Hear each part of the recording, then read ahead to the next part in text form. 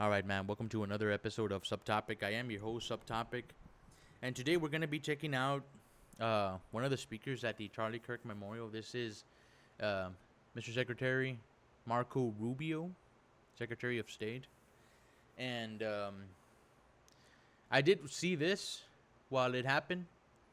My opinion, one of the best speakers. Literally just gave the whole gospel message in his speech here. Let's look at the comments before we get started. Marco Rubio is getting more and more impressive. Hands down, his best speech of his career. Phenomenal speech. Hit it out of the ballpark. You gonna make out with the truth of that speech. Bold, faithful. This man shared the gospel like he knows it and believes it. So it's crazy, to think that, the times we're living in, man, consider everything else, and that our leaders, they can profess this, and it was one after the other, man, and it's compared to the previous administration, right, where they had alphabet weird people, right, sickness, demonic. It's not a battle of, it's no longer about left or right or liberal, conservative, or this transcends, to good and evil. This is about morals, principalities, and all those things. But let's check his speech out together. In case you haven't, I have excuse me, heard this already. So let's see. Here we go.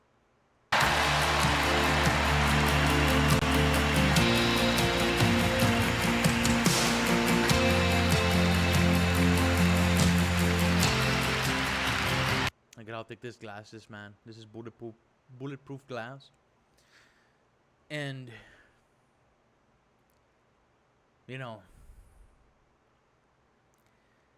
it's one of those things now where there's nothing we can do, right? But it's always, if only. And when you have that regret, if only I had done this. If only precautions would have been taken. But if only, something like this had been installed, and Charlie, was sitting in his desk, right, in his table, asking questions from the glass. It's just one of those things that it played out the way it had to play out, man. It's just one of those things, but I love that there was, I saw videos of the snipers. They had snipers all over surrounding buildings and adjacent. From what I saw, people posting on TikTok and stuff, so security was high here. About maybe 10 or 12 years ago, a person I knew very well, had been very helpful to me in my campaigns when I was in the Senate, came to me and said she had met this very impressive young man, and he was going to start this group to go on college campuses and try to convince young Americans that ours is the greatest country in the history of the world, and that Marxism was bad. And I remember thinking back then, I'm going to admit to you guys, I was a little skeptical. I said, college campuses, you're going to do that? Why don't you start somewhere easier, like, for example, communist Cuba, But my skepticism was proven wrong. In place after place over the last 12, 14, 16 years, we've seen this renaissance. Understand where we were at that time in our history. Understand where we are still today in many places, where young Americans are actively told that everything that they were taught, that all the foundations that made our society and our civilization so grand, they were all wrong, they were all evil, that marriage is oppressive, that children are a burden, that America is a source of evil, not of good in the world. And here was this voice that inspired a movement in which young Americans were told that is not true. The highest calling we are called to is to be in a successful marriage and to raise productive children.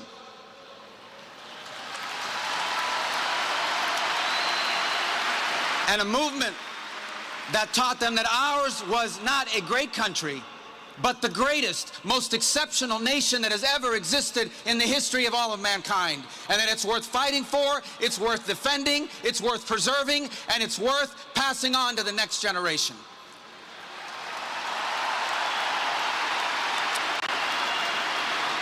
This was the mission and the work of Charlie Kirk. And a couple things that stand out about him. He led this movement, but he did so with incredible knowledge. It's unbelievable how much he knew. He came to me very recently. He said some quote. I said, who said that? He said, Marcus Aurelius. I said, what district does he represent? I kind of knew who it was, but he said back, no, it's a Roman, philosopher king or emperor. His incredible knowledge. Let me tell you that one of the last messages I had with him was just a few days before his passing, where he wrote me from overseas, I'm in South Korea, I have many concerns I want to share with you when I get back. He was constantly expanding his horizons, but he just didn't have knowledge. He had wisdom, an uncanny amount of wisdom for a man as young as he was. Wisdom that sometimes it takes a lifetime to accumulate. He had it in just 31 years. He was also bold. It is so easy, and listen, I've been guilty of it. I think many of us have been guilty of this. You hide behind the walls and you surround yourself with people that agree with you. We do it as a society all the time. Increasingly, people are moving into neighborhoods with other people that agree with them politically and isolate themselves from people that do not agree with them. But Charlie Kirk was bold. He actively sought out to engage peacefully, respectfully, those who he disagreed with.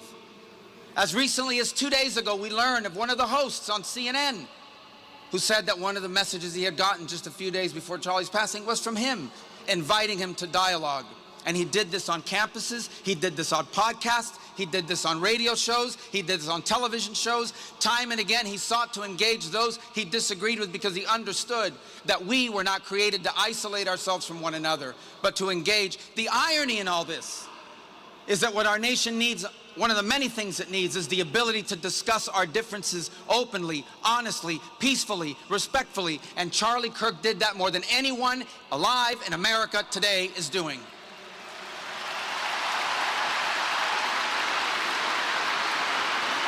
And Charlie Kirk was impactful. Impactful because of all the things I've said, but look around this place. There's 100-something thousand people here. The President of the United States is here. His entire cabinet is here. Television outlets and media outlets from all over the world are covering this. I just came from overseas, and every country I stopped, they gave us their condolences for his passing. Impactful. In just 31 years of life, he made a difference. He mattered, and he will matter now more than he ever has before. And let me close with this. How do you remember? This is a memorial service. It's to honor him. How do you best remember it? I'll take the liberty of saying what I think we can best do. Look, I think he had a tremendous impact on young Americans in general. I think he had a very special and direct impact on young men in this country. That's one of the greatest developments I've seen. It's been very positive. I think we remember him for that.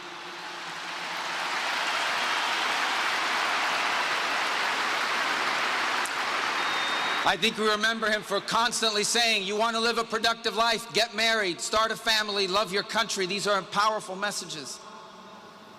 But I hope many who are watching, I imagine there are people watching here tonight that didn't know much about Charlie Kirk until 11 days ago. Maybe they were Him and Jordan Peterson, are, in my life at least,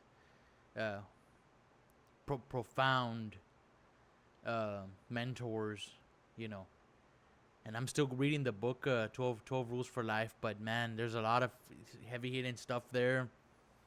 And what a loss, man. But Marco Rubio's about to come in, give the gospel message, man. Get ready. Engaged from politics. Maybe they were partially engaged.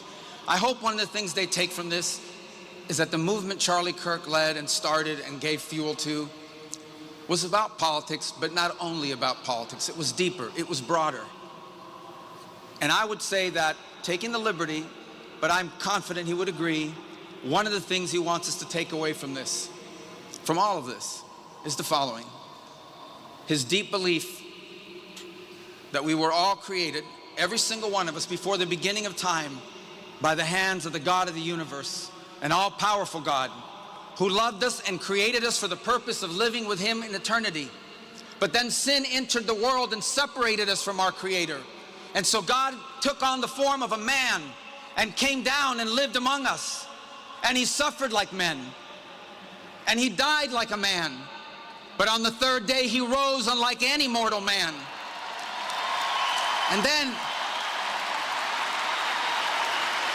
And to prove any doubters wrong, he ate with his disciples so they could see, and they touched his wounds. He didn't rise as a ghost or as a spirit, but as flesh. And then he rose to the heaven, but he promised he would return, and he will. And when he returns, because he took on that death, because he carried that cross, we were freed from the sin that separated us from him. And when he returns, there will be a new heaven and a new earth, and we will all be together, and we are going to have a great reunion there again with Charlie and all the people we love. Thank you, and God bless you. I'm getting chills, man.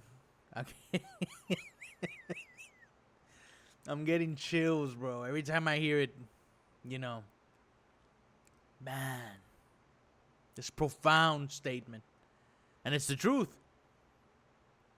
It's the truth. That's the gospel right there, man. That's the gospel right there. Oh, man. You know. Man, what a time we're living in. You know, clearly something is coming, right? Yeah, no, never. At this level, at that stage, you know, worldwide, something's coming. And I don't know what it is. I feel it. You know, it's just something. And, you know, man, whatever comes. And that's just all. That's all it is. And, but anyway, let me know what you thought about Marco Rubio's speech. If you haven't already, hit the subscribe button, hit the bell notification, leave a like, comment. And yeah, we'll check the other ones out too. We'll do this in segments, but yeah, this was really, really good. I'll see you all in the next one, man. Peace.